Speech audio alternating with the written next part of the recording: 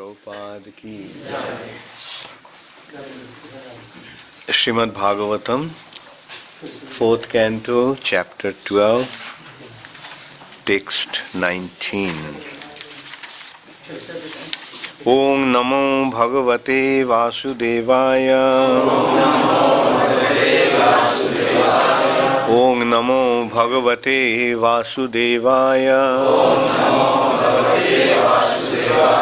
Om Namo Bhagavate Vasudevaya.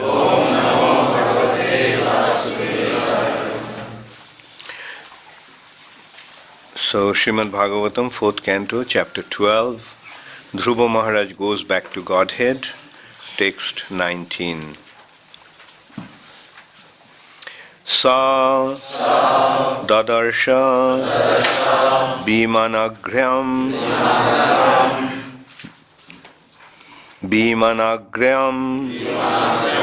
nabhaso vatarad dhruvah vibhrajayad diso diso rakapatim ivoditam dadarsa vimanagryam nabhaso vatarad dhruvah vibhrajayad diso rakapatim ivoditam dadarsa vimanagryam nabhaso vatarad dhruvah vibhrajayad diso rakapatim ivoditam dadarsa vimanagryam nabhaso vatarad dhruvah vibhrajayad diso rakapatim ivoditam dadarsa vimanagryam nabhaso vatarad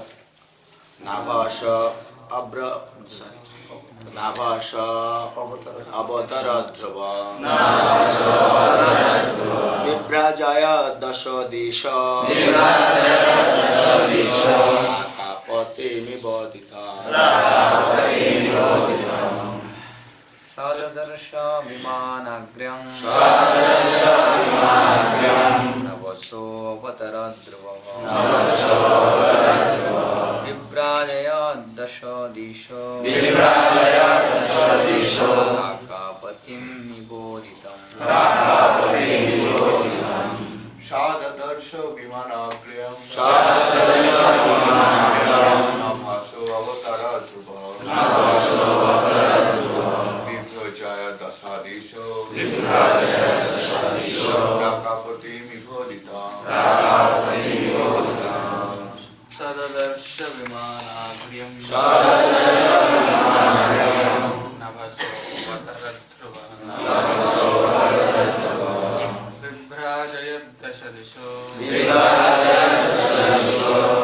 rakapatim ivoditam Mataji's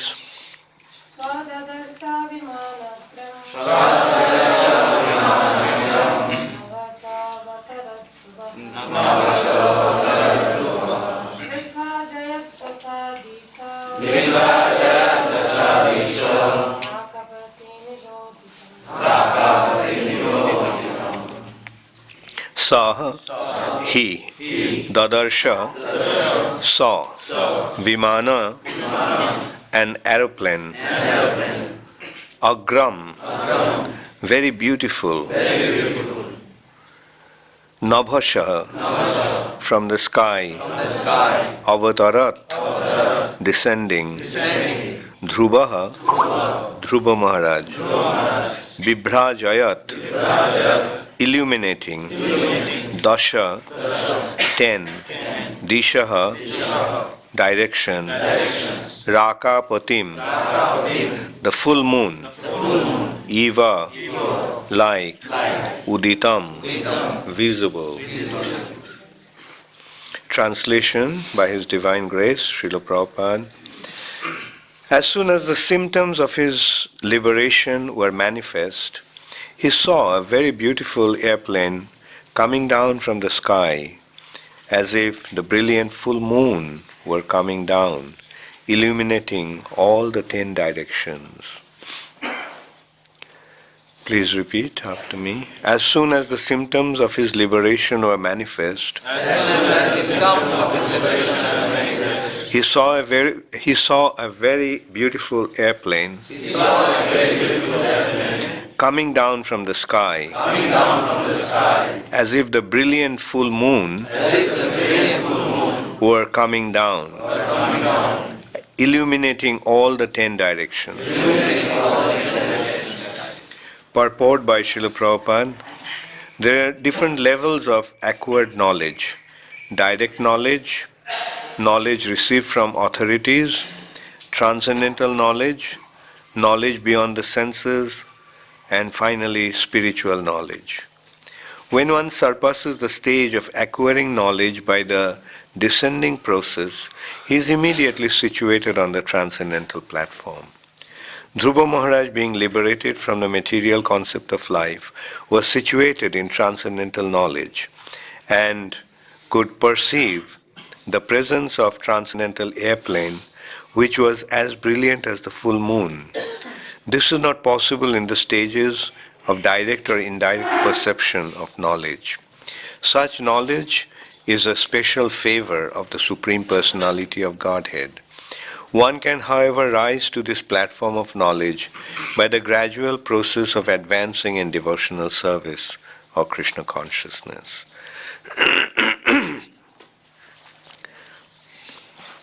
Sa dadarsa vimanagryam nabhaso vatarad dhruvah vibhrajayad diso rakapatim ivoditam. As soon as the symptoms of his liberation were manifest, he saw a very beautiful airplane coming down from the sky, as if the brilliant full moon were coming down, illuminating all the 10 directions.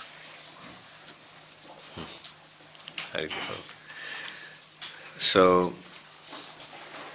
Dhruva Maharaj, we are his ultimate perfection is being described here. At some point, Dhruva Maharaj retired from home and he went to Badarikashram. Badarikashram is what is known as Badrinath. And there, the Lord is eternally present as Naranarayan or Badari Narayan. So there, Dhruva Maharaj was performing his spiritual activities and he achieved the prem, Krishna prema. He achieved love for the Supreme Lord. And the symptoms has been described very beautifully in the previous verse. What was actually, maybe I'll read last 2 verses. 17, text 17 and text 18. In Badarikashram, text 17, in Badarikashram, Dhruva Maharaja's senses became completely purified because he bathed regularly in the crystal clear purified water. He fixed his sitting position and by yogic practice controlled the breathing process and the air of life. In this way, his senses were completely withdrawn. Then he concentrated his mind on the Archa Vigraha form of the Lord, which is the exact replica of the Lord, and thus, meditating upon him, entered into complete trance. So the trance has been described here, what he was experiencing when he was in his trance. Because of his transcendental bliss, incessant tears flowed from his eyes. His heart melted. They were shivering and standing off his hairs all over his body. Thus transformed in a trance of devotional service, Dhruva Maharaj completely forgot his bodily existence, and thus he immediately became liberated from material bondage. Every morning we sing Romancha Kampashru Tarango Bhajo Bande Guru Shri Charanarvindam. Romancha, Kampa, these are the symptoms of ecstasy. As Prabhupada is pointing out here, the transcendental situation. Because of his transcendental bliss, Krishna Premananda. When one experiences this loving exchange with Krishna, then these symptoms become manifest. They are called Ashta-sattvic vikar. 8 kinds of ecstatic symptoms. Vikar, there is a transformation of the body. Chaitanya Mahaprabhu used to display these symptoms in an inconceivable way, in an uncommon way. Those ecstatic symptoms that Mahaprabhu displayed, that is not possible for any ordinary living entity to display. This is the symptom of Mahabhav. Chaitanya Mahaprabhu came with the bhav of Srimati Radharani. That bhav is that loving emotions, the experience of loving exchange. Like when Chaitanya Mahaprabhu went to Jagannath Puri, he fainted in ecstasy. And when he fainted, it seemed, generally people faint, but all the other symptoms of life are there. But in Chaitanya Mahaprabhu, there was no symptom of life. It seemed that he was dead. And Sarvabhauma Bhattacharya, what did he do? He was a learned person. He knew about these ecstatic symptoms. So he put a cotton wool in front of Mahaprabhu's nose, just a few strands of cotton wool. And he saw that the cotton wool was moving. That means still the breathing was going on. Otherwise, the body was dead. When Mahaprabhu used to dance and in Sankirtan, in Srivas Thakur's house, sometimes he used to faint. Sometimes he used to just, and everybody thought that Mahaprabhu left his body. And the devotees were crying. They used to say, if he left, then we are also going to give up our lives. That means they thought that he was dead. But then he would come back to his external consciousness. So this is the ultimate symptom, which is called mrityu. Mrityu means death. In this ecstatic feelings of the loving exchange, they completely lost their symptoms of life. They were practically dead. The other symptoms that were unusual that Chaitanya Mahaprabhu displayed, one was sometimes his body would become like a kurma. Tortoise, what does a tortoise do? Tortoise can withdraw the limbs, and that's what used to happen with Chaitanya Mahaprabhu. His hands and legs used to just be withdrawn in his body. when he was in Jagannath Puri, it used to happen sometimes. Once they couldn't find Chaitanya Mahaprabhu. At night they were just looking, and they found Mahaprabhu in the Goshala. And his body was just withdrawn like that. And a beautiful fragrance was coming from his body. And some other times his body would become long. So long. Sometimes his body, limbs would be completely withdrawn, and sometimes his body would become extended long.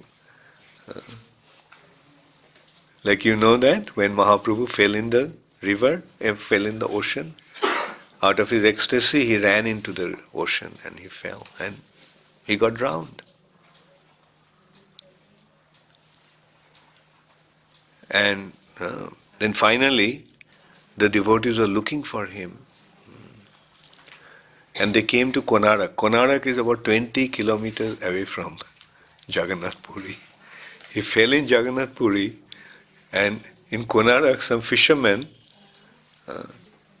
they were fishing in the ocean, and all of a sudden the net appeared to be very heavy, so they thought that they got a big fish. So they were very happy.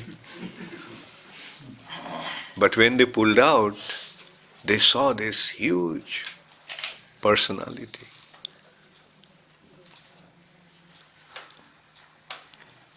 And when they touched his body, they all became ecstatic.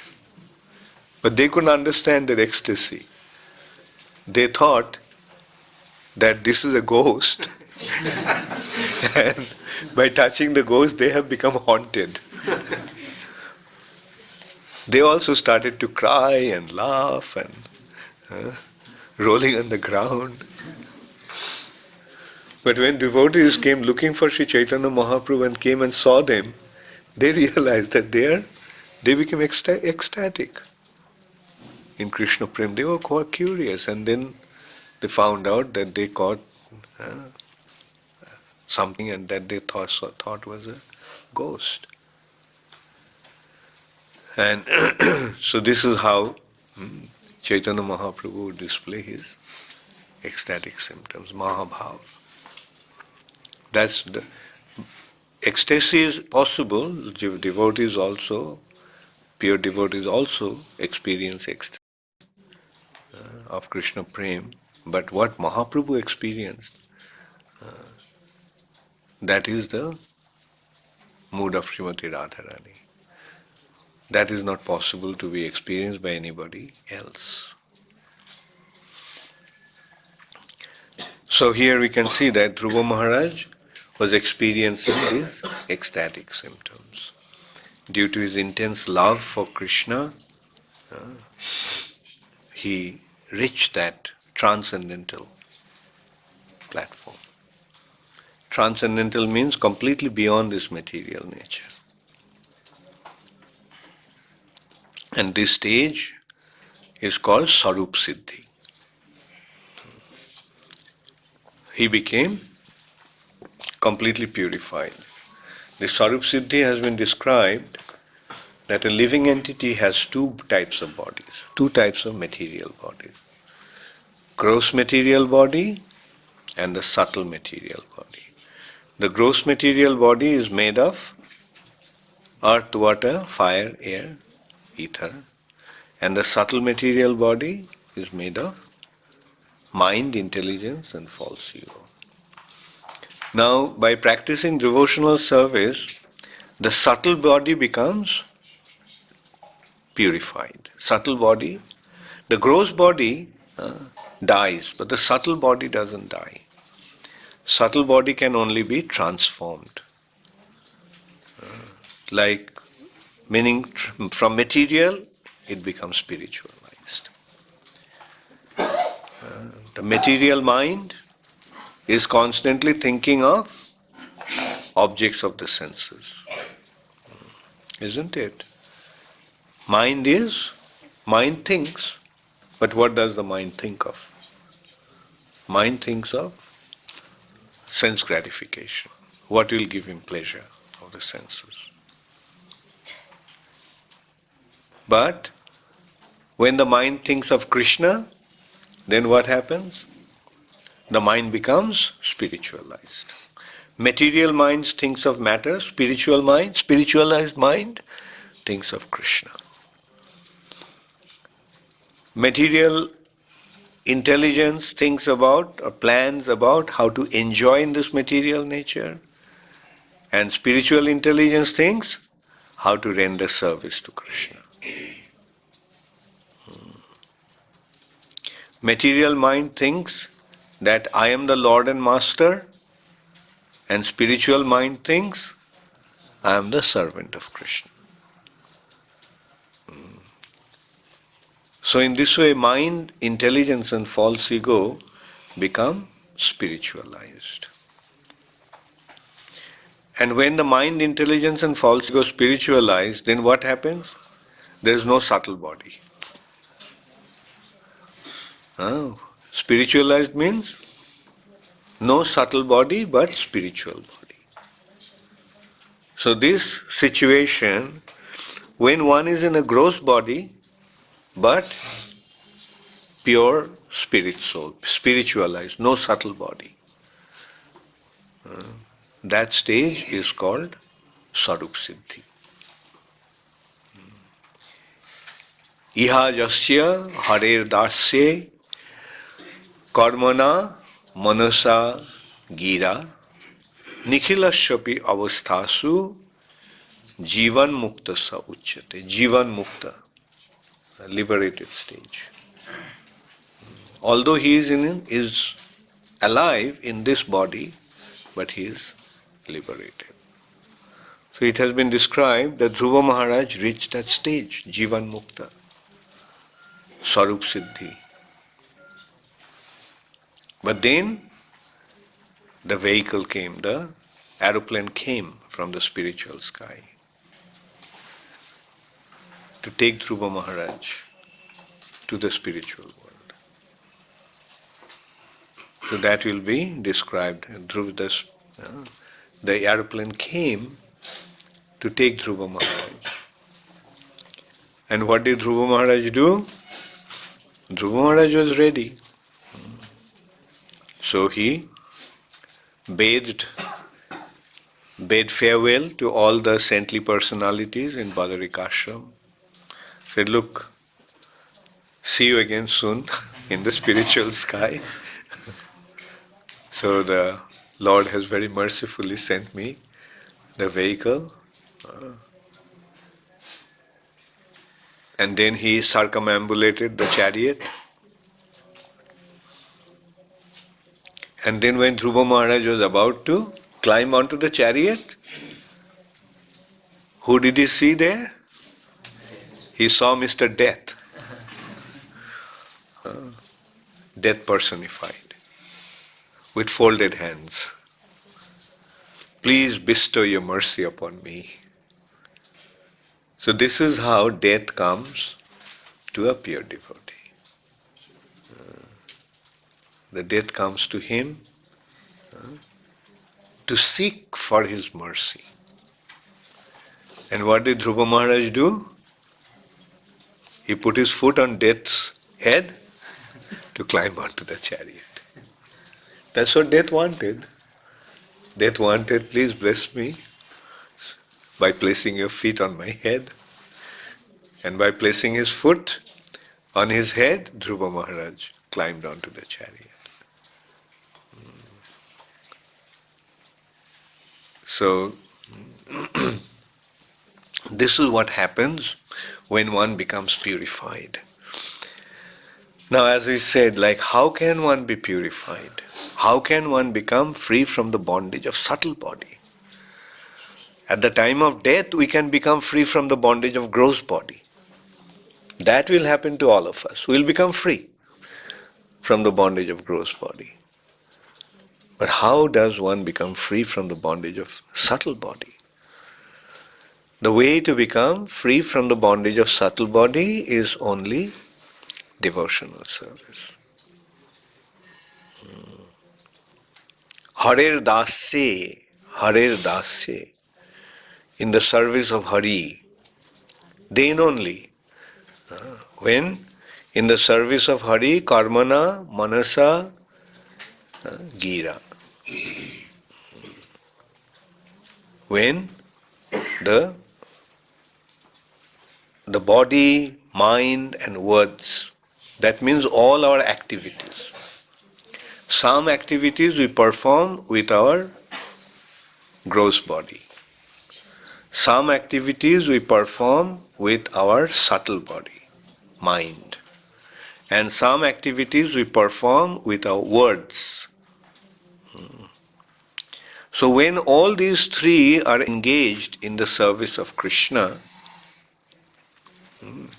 then only we become completely purified and become free from the bondage of this world.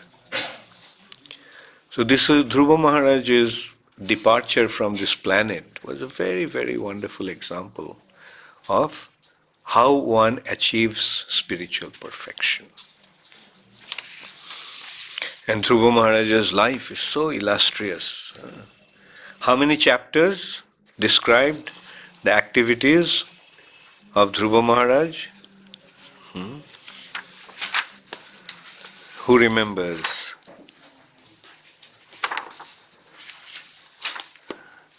Okay, chapter 8.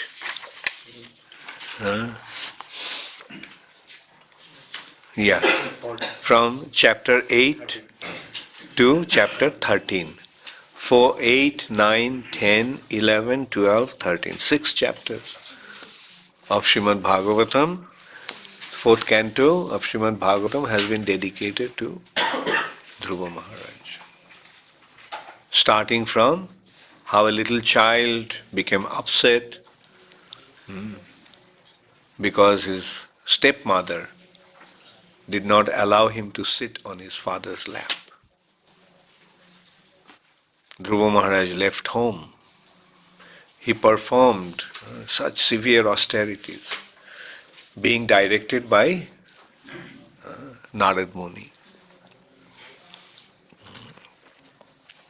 And then he received the mercy of the Lord. Then the Lord told him to go back home. And he assured him that his desire will be fulfilled. And Dhruva Maharaj actually became the ruler. And he ruled very successfully for many years. Then he retired from his life, family life. Then he goes to Badrik Ashram and he achieves his spiritual perfection. And now Dhruva Maharaj is leaving this planet. So that is the perfection of one's life. We may desire material things, we may want to fulfill our material ambition, but if we practice devotional service, then we'll transcend all those platforms and come to pure devotional service by the mercy of a bona fide spiritual master. By Narad Muni or Narad Muni's representatives. And what does a bona fide spiritual master instruct? The bona fide spiritual master simply instructs to become engaged in the service of the Supreme Personality of Godhead. Just as Krishna instructed, Sarva Dharman Parityajya Mamekam Sharanam Braja.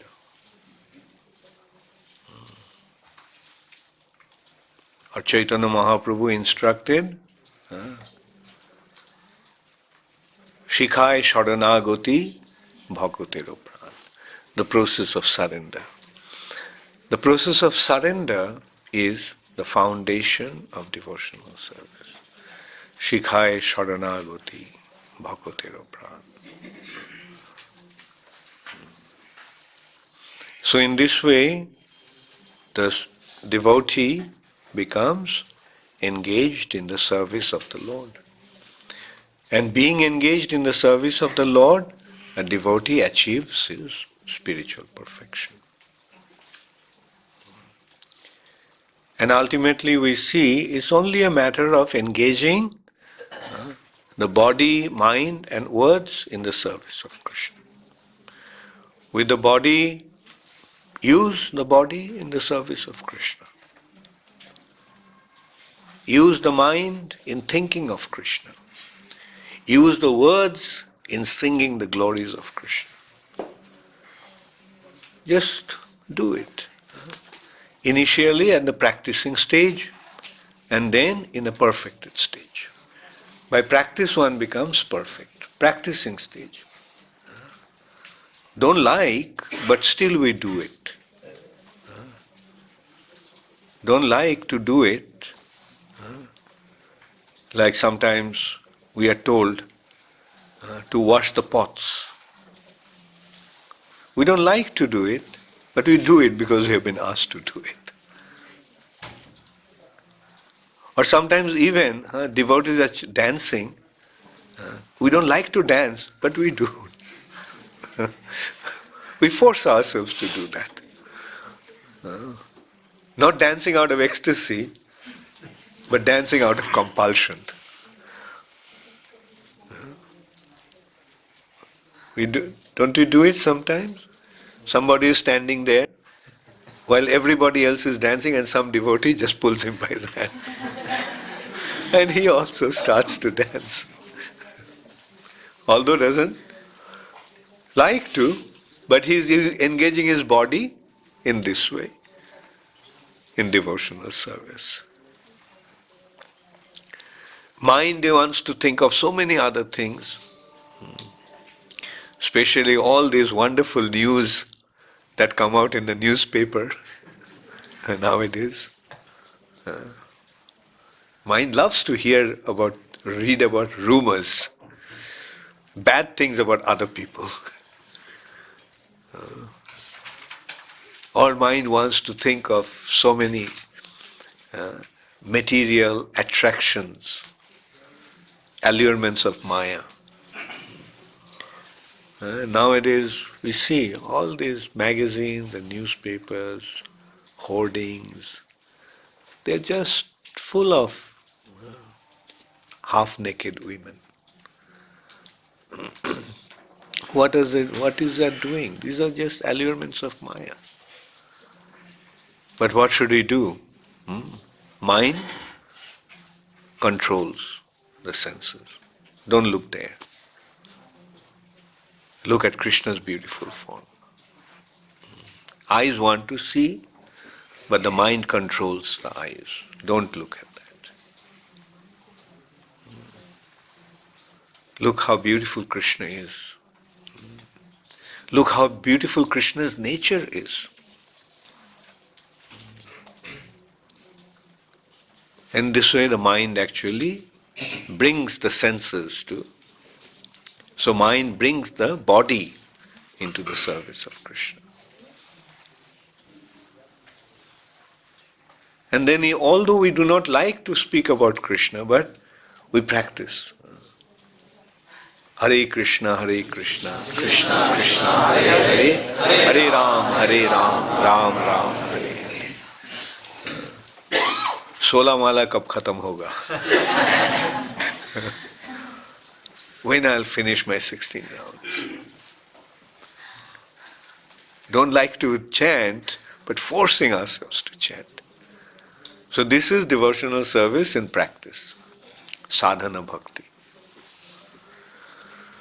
But sadhana bhakti will eventually come to siddha bhakti, perfected devotion, prema bhakti. Sadhana leads to siddhi.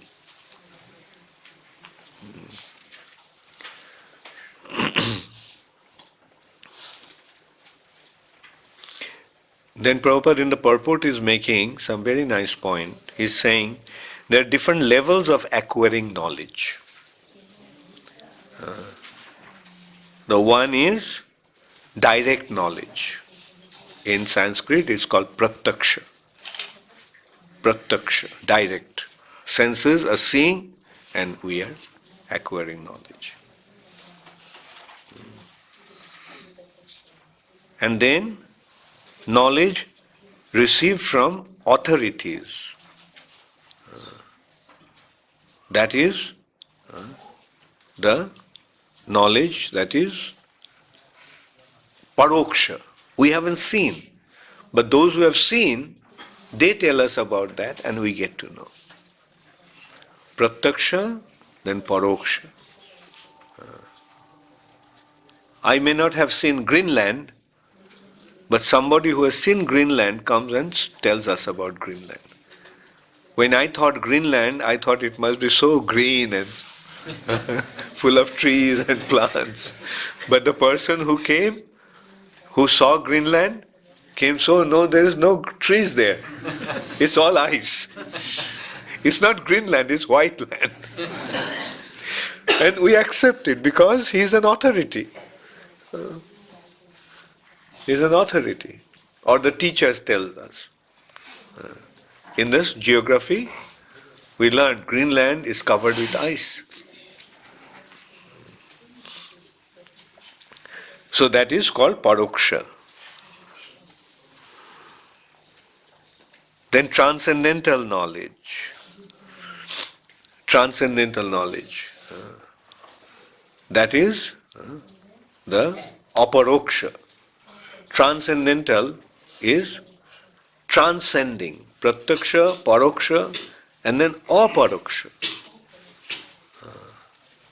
Beyond this material nature. Knowledge about another world.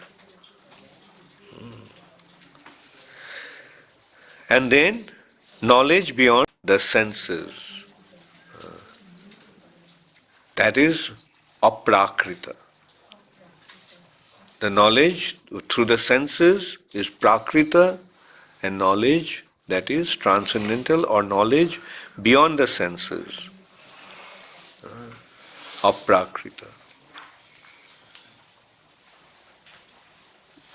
And then finally, knowledge about the spiritual world. That is vimanagryam. When one surpasses the stage of acquiring knowledge by the descending process, he is immediately situated in the transcendental platform. So, there are two types of knowledge. Descending knowledge and ascending knowledge. Ascending knowledge, that is the knowledge that we acquire. Like we get to know more and more and more, so our knowledge becomes higher and higher and higher. But there is another, see, this knowledge we acquire ourselves. But descending knowledge comes down to us. So when we receive the descending knowledge that is given to us by a bona fide personality, bona fide spiritual master, then we become situated in the transcendental platform.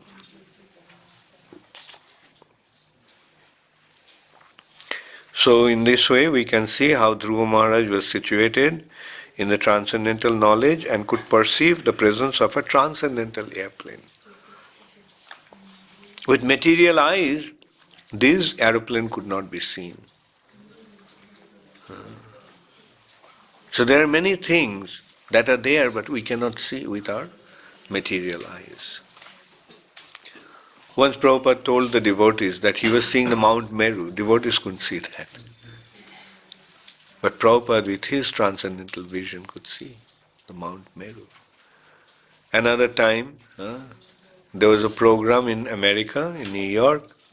Very few people came to attend the program. But Prabhupada saw Narad Muni and Brahma came to the program. Devotees couldn't see Narad Muni. But Prabhupada saw. Also, you can see that was in Mahaprabhu's pastimes also things would happen like that.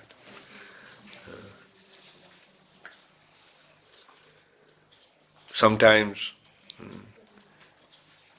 Nityananda Prabhu gave Chaitanya Mahaprabhu the hall and mushal, the plough and the club. Mahaprabhu took it. Many devotees couldn't see what was happening. They saw some movement, some gestures. But some other devotees saw. And then Mahaprabhu assumed the mood of Balaram. He started to behave like Balaram.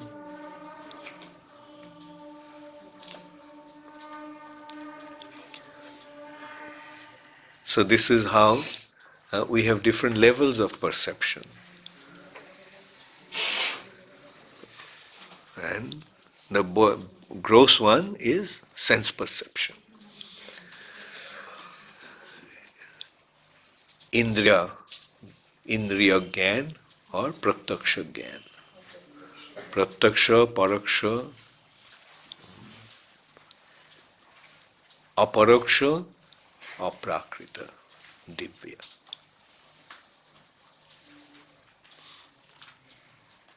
So Dhruva Maharaj was situated on the transcendental platform, and with his transcendental senses he could see the transcendental airplane that came to take him. Gaur Premanande Hari Hari. Does anybody have any question? The description of death personified coming. So this description is there specifically only to Dhruva Maharaj, because all in the Bhagavatam we have Prahlad Maharaj, Ambarish Maharaj, several other devotees being described. Specifically in the case of Dhruva Maharaj, death comes and he places his lotus feet. So what is special about Dhruva Maharaj, so that because of which this description? He was being transported from material nature to the spiritual world. Like a pure devotee, that's the case with all the pure devotees. Either the aeroplane comes, or the Lord comes, or the devotee comes. Say, let's go. So that's the difference. And also, you explained how the mind, intelligence and falsehood are engaged in thinking about Krishna, serving Krishna. Now in the conditioned stage, we still need some material engagements, in the sense that even the body, the mind and intelligence, they need some engagement, even because we can't 24 hours think of Krishna. So how do we know where to draw the line, how to balance? Because Listen to your authority. Listen to your higher authority. They are directing you, they are guiding you. Right? That's what we have to do in our devotional service. Even in the spiritual sky, we don't whimsically decide our service. Lolita Vishakha Adi Jato Shokhi Brindo Aggaya Koribo Sheva Charana Aravindo. When shall I be engaged in rendering devotional service to the lotus feet of the Lord, according to the instructions of Lalita Devi and Vishakha Devi? They will tell us, or some other personalities in the spiritual sky will tell us, do this, do that. We don't decide ourselves. That's devotional service.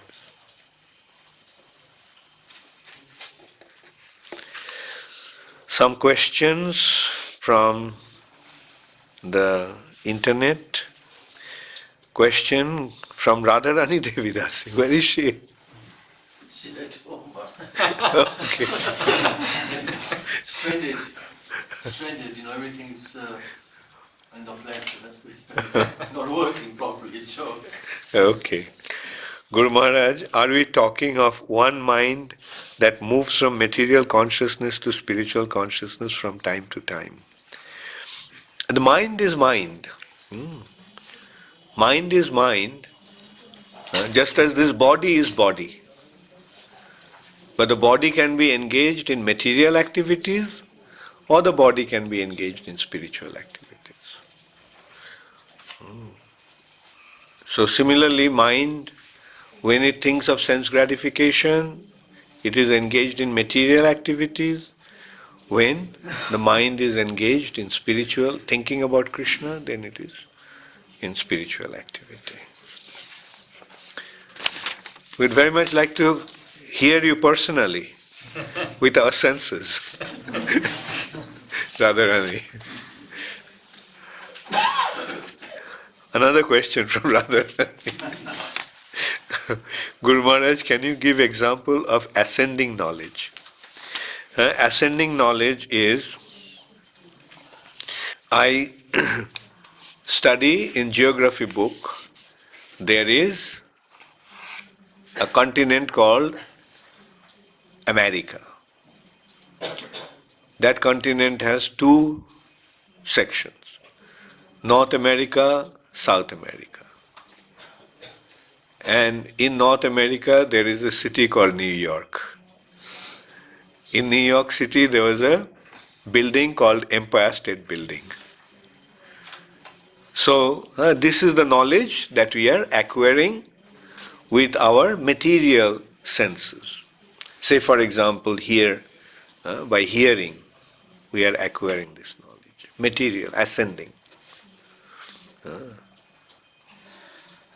But then we go to America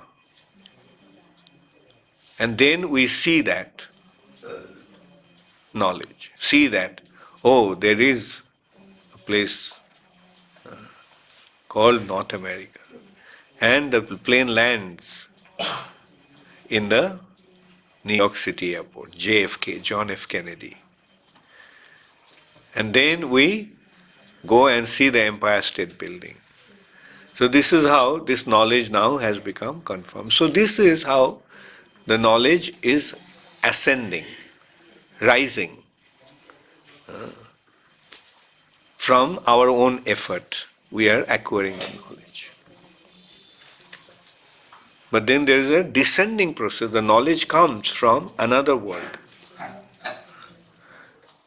Like I haven't gone to New York, but somebody from New York comes and tells us about New York. So this is the descending process of knowledge. Aroha and avaroha. Aroha, we are going out and receiving the knowledge. And avaroha, the knowledge is coming from another world. Like the spiritual world, especially spiritual knowledge has to be descending.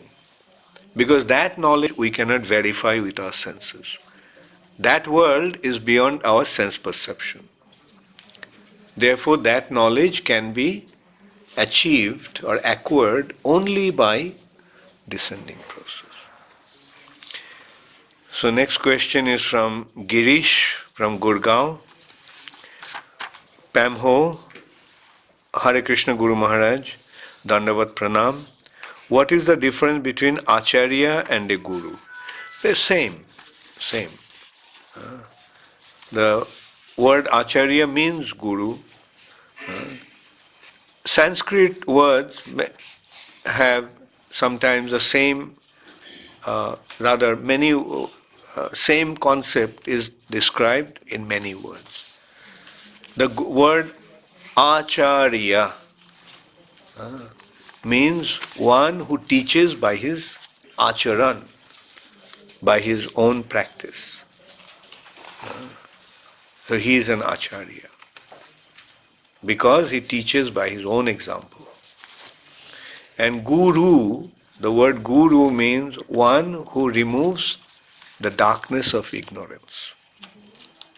We are in ignorance, and the one who removes the darkness of ignorance by giving us transcendental knowledge, he is Guru. Oh, this is from Richa. Richa is in Kuwait. Hare Krishna Guru Maharaj, Dandavat Pranam.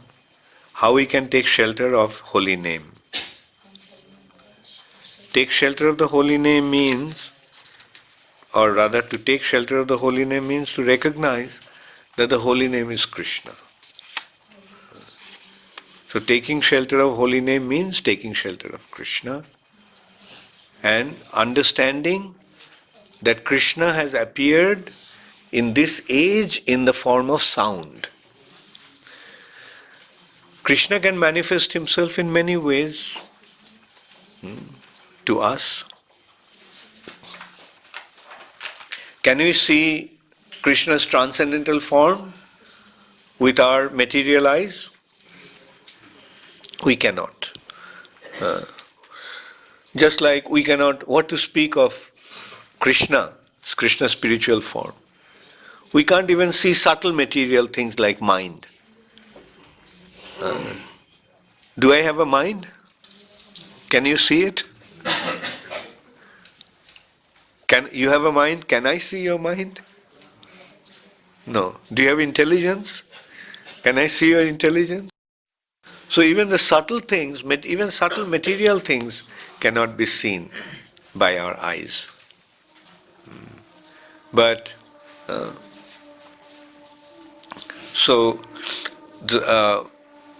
but Krishna manifests himself.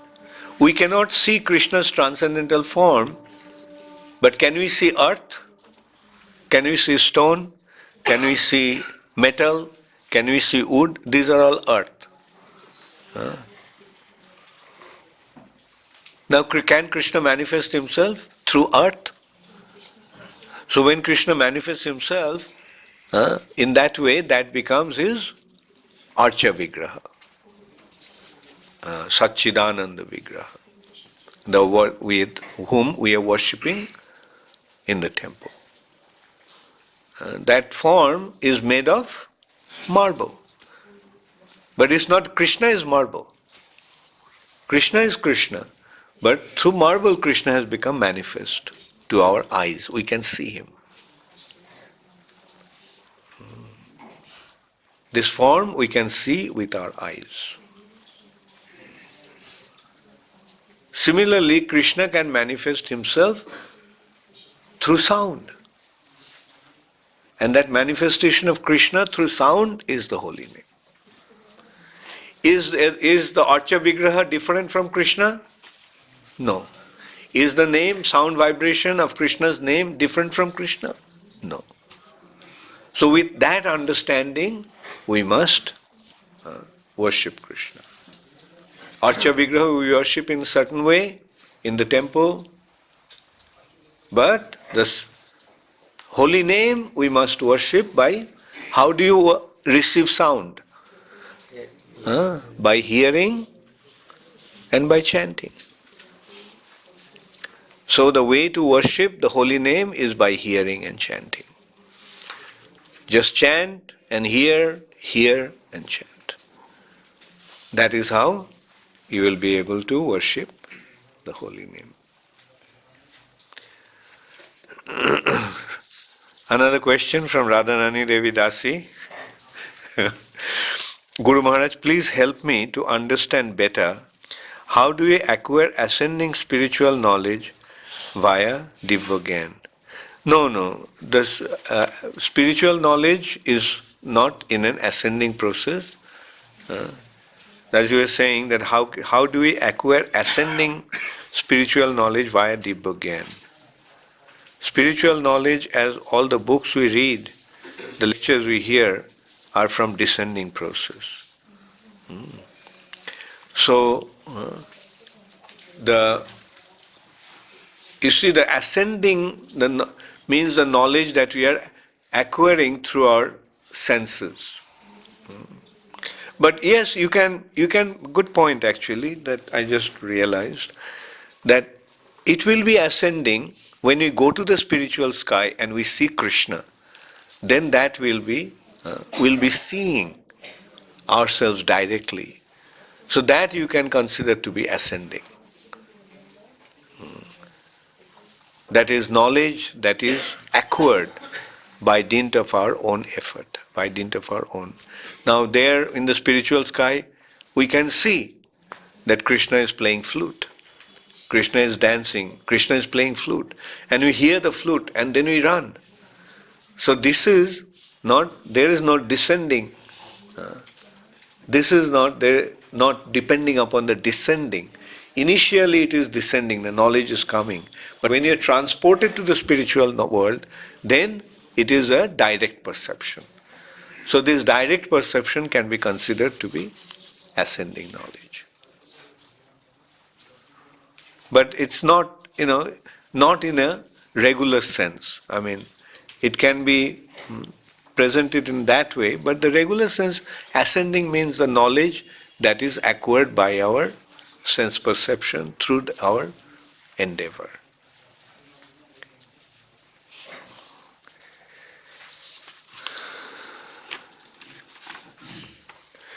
Guru Maharaj, this is from Rishikesh, North Carolina.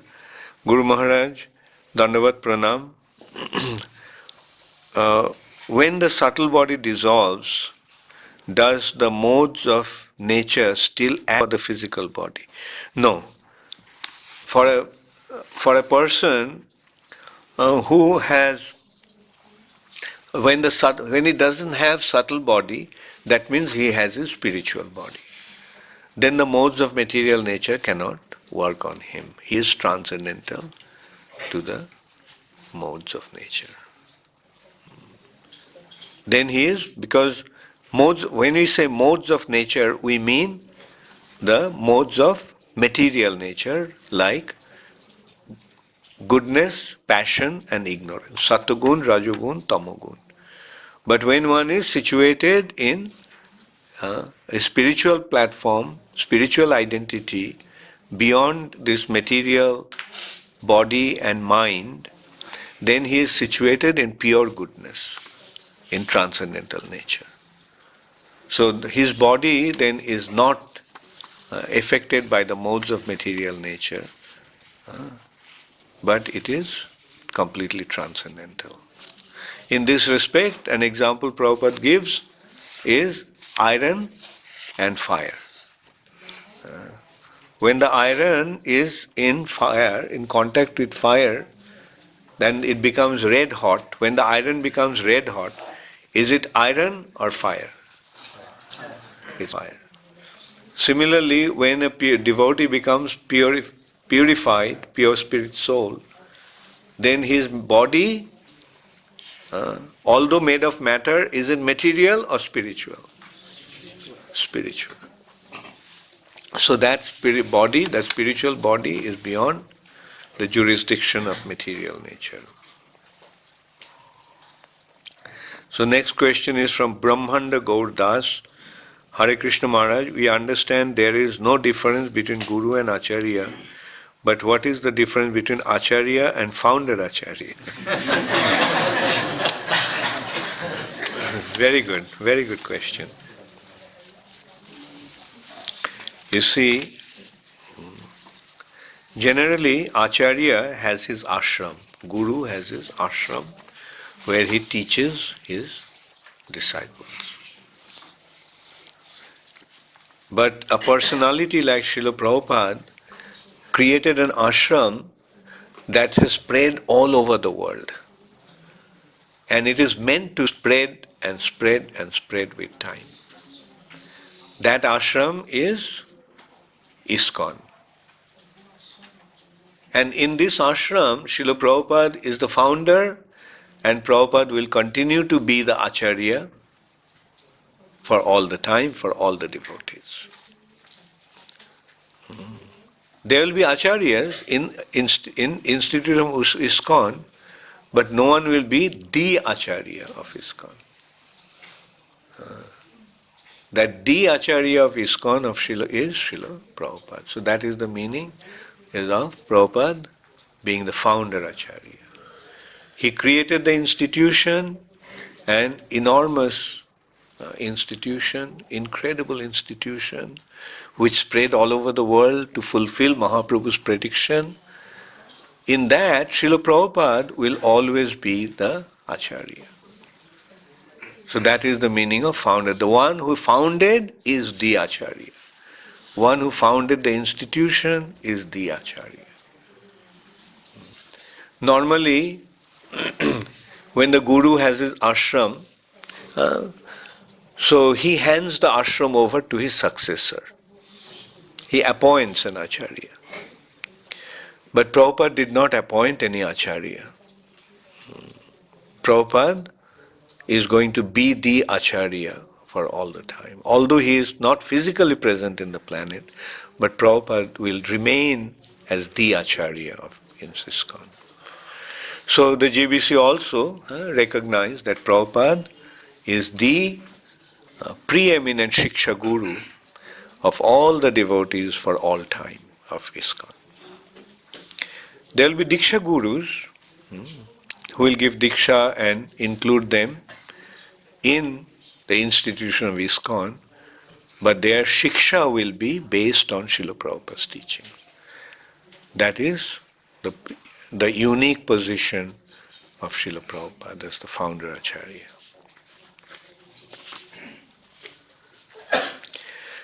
Hare Krishna, Gaur Premanande, Hare Hare.